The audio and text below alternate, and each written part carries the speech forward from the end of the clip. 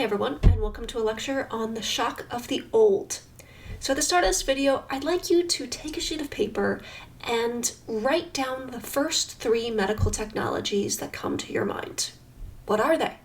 Now they can be any type of medical technology you can think of, but go ahead and list down 3. One of the main themes that we're going to discuss in this last part of the course is a concept first put forth by a historian of technology named David Edgerton, who teaches at King's College in London. In 2006, he wrote a really well-received book called The Shock of the Old, in which he argued that too many histories of technology are focused on innovation and initial invention, rather than on the uses of technologies throughout history. The alternative he poses is instead a use-centered history. This type of history asks us to consider what technology do people continue to use in their everyday lives? What is it that people actually have used? Because when we start to think about technology in these terms, we can see how technologies continue to last well beyond their initial innovation, their initial invention, and whether they actually take hold within a society.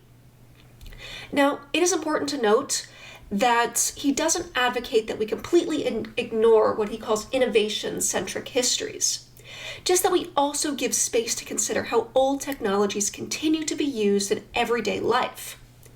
What this does is to surface an invisible world of technologies, and it changes our thinking about which technologies are most important, most significant, and frankly, most life-changing.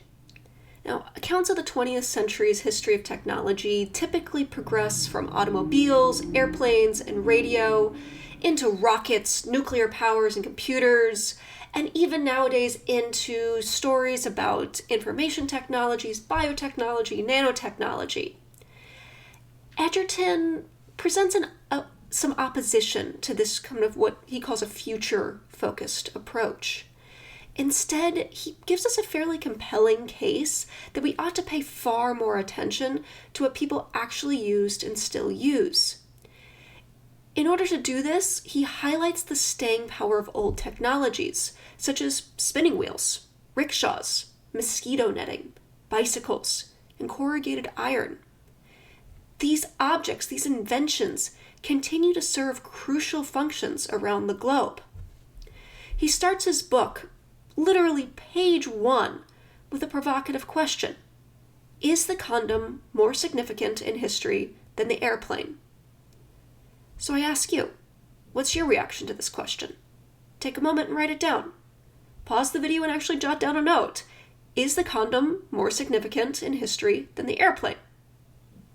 Condom technology might not seem so innovative to you because it has become so commonplace that you might even question whether condoms are a medical technology.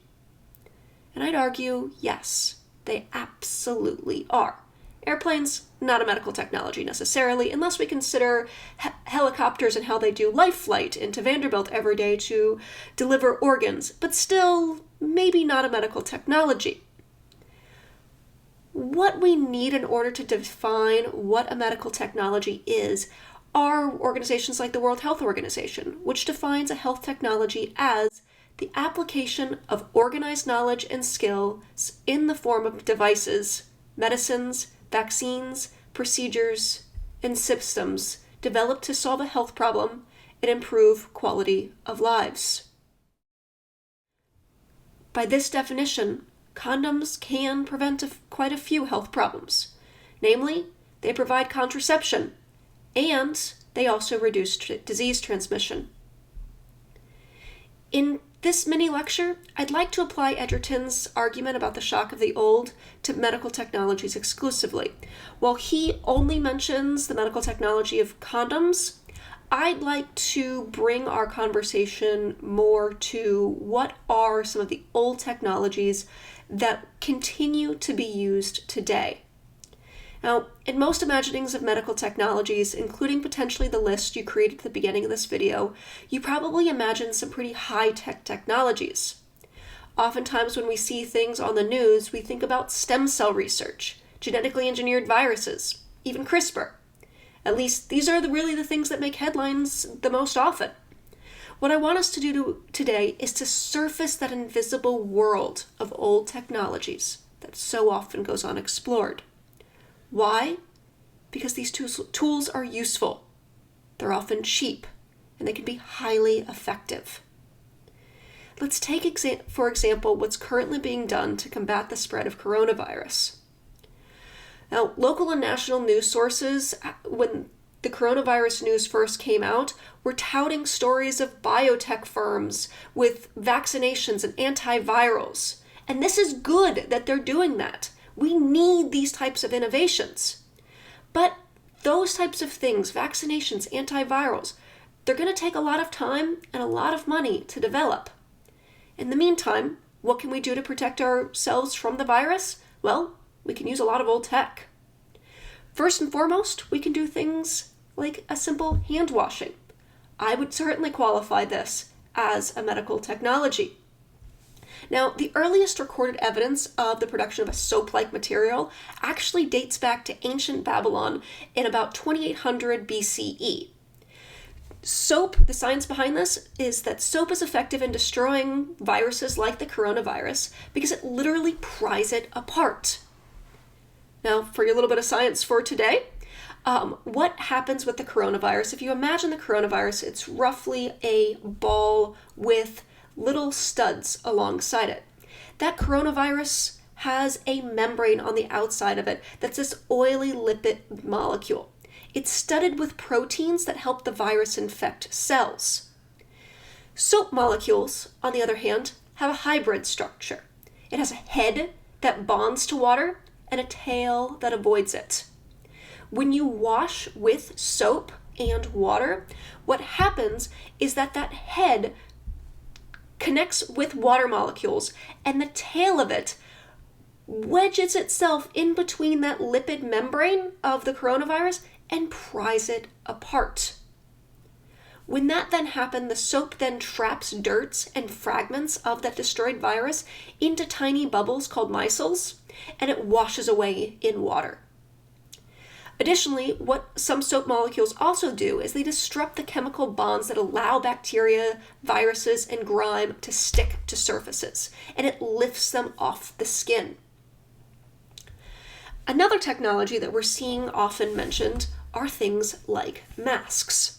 And these are two examples of masks that you'll see oftentimes used in the medical field today. The first one is one that you might be given if you enter into any walk-in clinic. Student Health Center oftentimes gives these out.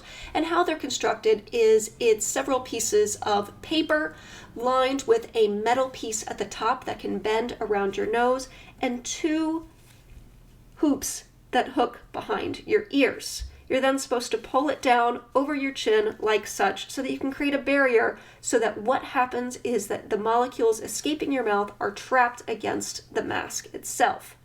It should also protect some molecules coming in, but our current conversations right now about using masks for the coronavirus is that these should be left mostly for people either working in the medical field or those who have suspected coronavirus. Why? Because people who are sick are more likely to be losing the molecules from their faces. You'll also see respirator masks like this one. This one's an N95 filter. And as a note, I am not hoarding these. I have a couple of masks here. This one was given to me probably about 3 years ago by actually Student Health Center. And this one was part of my tornado kit, basically, because living in Nashville, we know that we live in a tornado vulnerable location, much like we found out just a few weeks ago. These types of masks are very effective in keeping out at least 95% of airborne particles. This type of mask is much thicker. If I were to have you hold this, you would actually find that it flexes as I hold it, but it's a stiffer material than the much more fabric-y paper of the other mask. Much like the other one, this creates a physical barrier between you and polluted air, or between allowing molecules escaping you. The netting creates a physical barrier, and I'll tell you that these types of masks are able to catch particles as small as 0.3 microns wide. That's particles, obviously, that are too small for the eye to see. And for reference, red blood cells are 7 to 8 microns wide. This catches ones 0.3 microns wide. So the topic of today is contraceptive technologies. And while for the rest of the semester we will probably bring things to this topic of infectious diseases, and I'll try to incorporate something about coronavirus, today's slated topic was on contraceptive technologies, and we can still apply this idea of old technologies to it. Now, when we think of new technologies, the pill is generally one that we consider to be a new technology. Though for some of you, you might think that that one's been around for a while, and indeed, it's been around since the 1960s. But it's still considered a fairly high-tech solution. Other forms of new tech that get a lot of press in histories of technology are things like IUDs, birth control shots, vaginal rings, and other hormonal methods of birth control. These devices contain either estrogen and progestin, or only progestin to prevent ovulation in a woman. However, old tech options continue to exist, and in fact are widely used throughout most of the world. Case in point, condoms. Although most histories of technology teach about the amazingness of the pill, the condom, especially the mass-produced latex version that began rapidly appearing and being distributed in the 1930s, was and continues to be widely used and a largely effective medical technology. As a note, various forms of condoms have been around for over 400 years, with varying degrees of effectiveness. The version that we know today of being that latex condom started being mass-produced for soldiers in the Second World War. Now, in addition, I do want to also mention that the condom is not just used for prevention of pregnancy. It's also used to prevent the spread of diseases. This means that it's not just used by heterosexual couples. There are also many feminine contraceptive technologies that have been used and continue to be used. And our readings today shed some light on why some feminists and why some thinkers throughout time might have preferred ones where women could be in the control of their own bodies. In some areas, these types of non-hormonal contraceptive technologies are easier to acquire. First, because they don't require a doctor's prescription. Second, oftentimes they're largely cheaper. 3, they could be more easily accessible for another reason. For instance, they're for sale at the corner store. They're for sale at a local bodega. So what I want to end this lecture with is a plea to you, an encouragement that for the rest of this semester, when we're looking at histories of medical technology, I encourage you to think about technology broadly. Don't just think about the flashy new technology that's hyped on the news. Look broader. Surface that layer of invisible old tech that's so commonplace, so ingrained in our daily lives, that we forget it's actually a technology, one that likely has millions of dollars of research and development behind it.